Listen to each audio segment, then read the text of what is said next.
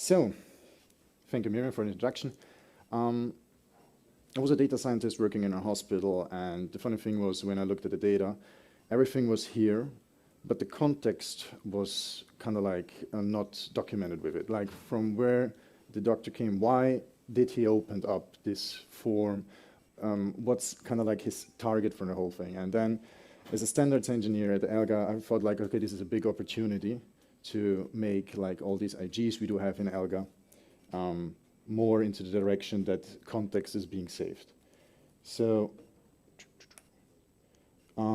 this is really a brief overview over our electronic health record, elektronische Gesundheitsakte in German, short ELGA, where we have, I will show you how many data we do have inside it, what's the EHA XDAS structure that we're using, and this Austrian health integration network. It's kind of like really an own network only for our health applications, and talk a bit about the terminologies and what we prepared already in sense that we are FHIR compatible, like our terminology.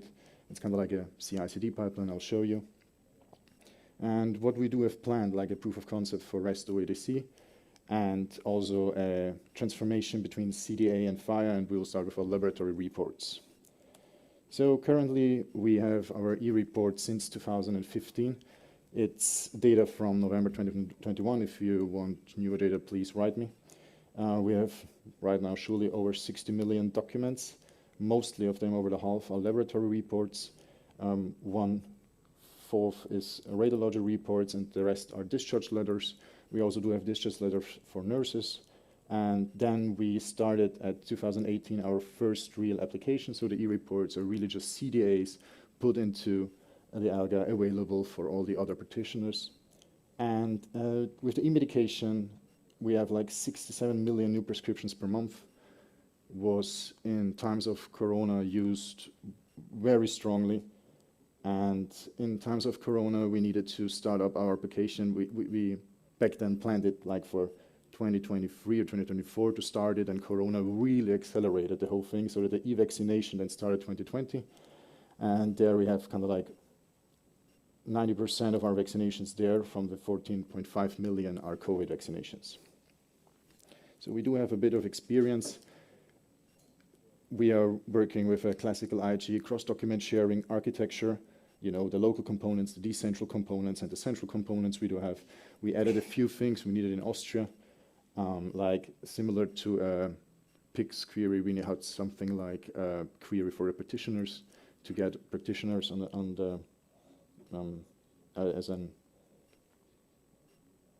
just to get the practitioners. And if you need more information to that, we have the document. It's only in German, I'm sorry, like available. I will just really give you a brief overview, and most of you, or some of you, do know an IG cross-document sharing infrastructure.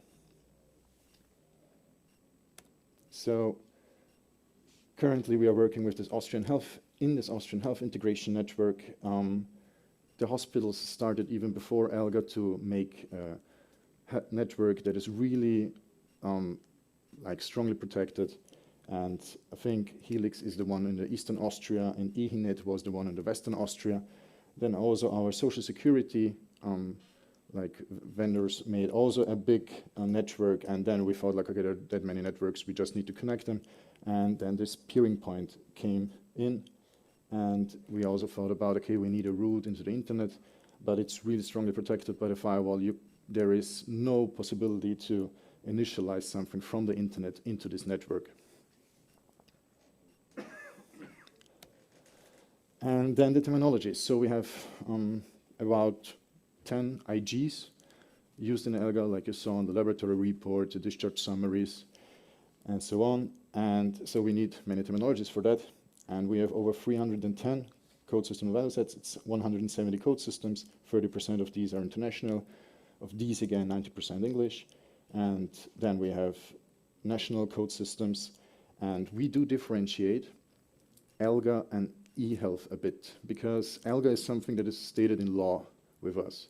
But we also have other applications, and we call them just e-health. So we have the law health applications we call ELGA, and still we are also managing the e-health applications. So our company name is really bad. We are a non-profit company. like for the whole Austrian community. We do have 140 value sets right now, mostly used for CDA implementation guides. We do have started in HL7 Austria with a core profile for the patient to add our classical identifiers that we do have in Austria, like sliced it. And the change rate per terminology is really interesting, that we have a few terminologies, like 3%, that it changed monthly. So the terminology server was, in times of Corona, even more, really a main part. And the funny thing is, back then in the architecture we made the terminology server the last component. So we had everything else, and then we're, oh gosh, we need a terminology server. So we prepared something for FHIR and thought, okay, our terminology server is slowly getting older and older. We need something new, and had a transition phase from January to October 2022. So if you're interested, we call the whole thing Terminologit. It's using many existing open source tools like Git, GitLab, GenerateDS. That's something to quickly serialize in a Python, and the whole Python file is generated through just a schema that you give him, XSD. It's a really cool tool. The FHIR publisher from Graham, and we are right now using Linux for FHIR server. I just heard that they won't continue to support anymore, so we have to look for something else, but you will see in the architecture it's easily exchangeable. We developed some things ourselves. malXCT, that's a markup language converter for clinical terms. We have some legacy formats for the terminology, so we needed to support like some SVS that we in ELGA extended. SVS is an old IHE standard for sharing value sets. It's kind of like an XML. And also other formats we support. Then we had something, if you think about IG publisher, and then you have these versions for the whole IG every time, but we wanted a versioning for a terminology itself, like for one part of the IG. So we had a small Python file IGver, and yeah, let's show you the pipeline. So we have all the terminologies provided in a GitLab repository. So from Terminologit, so we have Austrian terminology server based on Terminologit, and automatically, if you update one of the formats that is lying there in the Terminologit repo, first malXCT is called, converts it to all the other desired formats you want. Then we have the IGver that takes care of the version management just for these terminologies that were just updated. And then the FHIR IG publisher creates the static HTMLs. We, again, make them also available in a separate GitLab repo to have the diff between the HTMLs beautifully. And all these updates are then passed on to, we call them turgies. These are all the FHIR server we do know, and we do also kind of like, people can come to us and say, okay, we want to be on update for all these terminologies. Could you add us to your pipeline to kind of like push all the data if you're finished to our FHIR server? Yeah, on the right side, we also have some turgies, and we're using the Linux for FHIR, so traffic is a proxy. And Git-T, if you don't know Git-T, it's a great open source project. It's a Git server that only needs like 4 GB of RAM and is enough with 2 vCPUs. So that's really great. We have the whole Helm chart for creating a turgie also available open source. Terminologit itself, surely also open source. So what we do plan. We are right now in this right bubble with this SOAP vs Trust world. We have like for the last 15, 16 years. And we have there an IDP system. We have like these gateways where you can connect to the other domains. If you know IHEXS having like different domains, in Austria there are like 15, and these are the decentralized components, and then by these gateways you can kind of like connect it to all of them at the same time. So trying to do a parallel approach here. Look how we get into the internet. Look how we can make an own of these gateways to have like a registry facade and repository facade. It's kind of like IHE talk, to kind of like make, beside of the 15 already stated like XTS domains, another one, a 16th one that is working with FHIR and using also the IDP systems that we already do have in Austria, the ID Austria system, the classical IDP, and also using different services. You see here Matchbox, that's from Oliver Egger, happy server that he extended to kind of like use the FHIR mapping language natively there. And we are, with all the CDAs we have to think about a way to convert them and maybe even make them available in both styles. So once in the CDA world and once in the FHIR world. And yeah, we have much experience with Linux for Health. And that are the first steps being done the next time.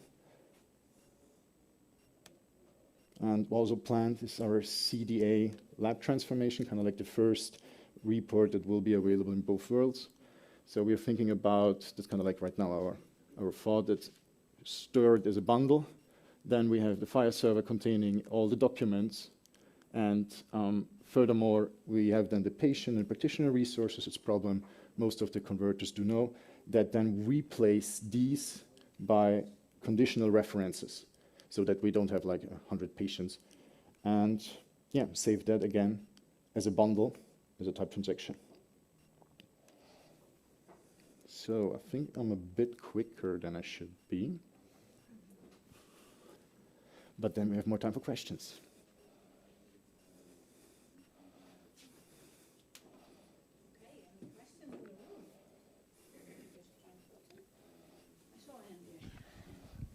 Thank you very much. What is the primary motivation to go to FHIR? Is it to be able to have health apps connecting? Or? So with our e-vaccination, we had an issue having these CDAs. We do have a kind of like a CDA that is only sending the diff like, okay, that vaccination is being added. We call it update. And then we have the complete vaccination protocol. And with the tablets on the streets where the people were vaccinating, we were like, okay, well, shit, CDA sending there and back. So we implemented the MHD protocol and had to do FHIR messaging and just put in the CDA as a blob into the FHIR message. So we really struggled already with a few things. So we do know that the future is FHIR, also for other applications, for vendors that can come in the future. So we should go that path. And this means you will at some time kind of make or aggregate all this data to a new FHIR server, or there will be a transition? There will be a long transition phase. We are right now speaking around 10 years. And I think the both worlds will even go longer. Like we can also get somehow to the FHIR data, to these that we have standardized. So we do have these 10 IGs, and we are thinking about to make them dual IGs, like having the same data set, having the same scenarios and use cases, and then say like, okay, in FHIR would like that, and in CDA like that. So that even if you still are in the old world, because the people invested and the hospitals invested very much money in the whole IIG XDS structure, that you also can get to these FHIR data. But we don't want to forbid new FHIR resources that we didn't standardize. So there will be kind of like a FHIR native thing that the CDA world can contact. It's kind of like our approach.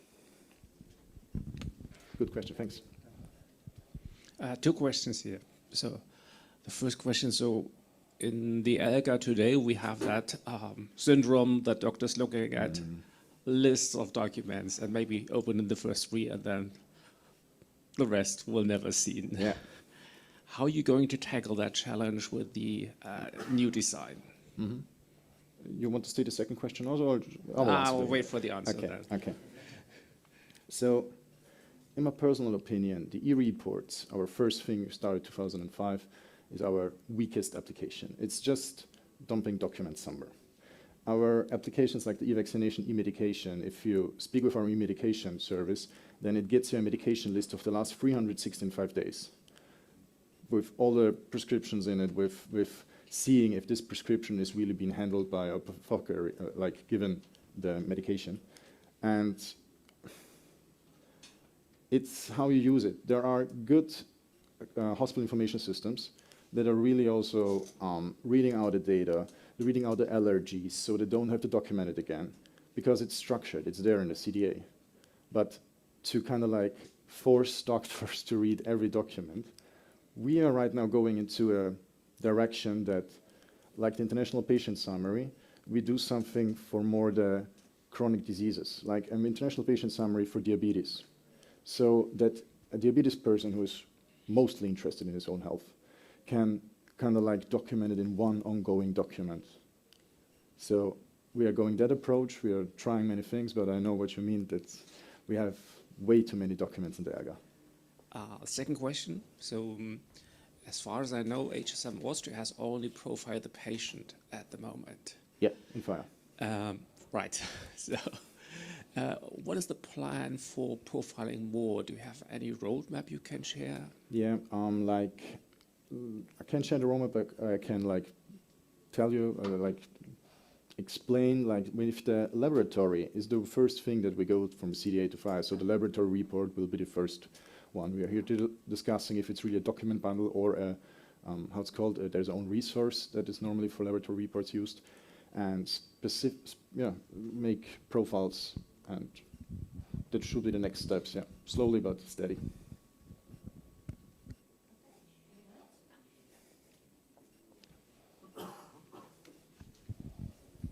Thank you, Mikael Rinnamäki, Sensortrend.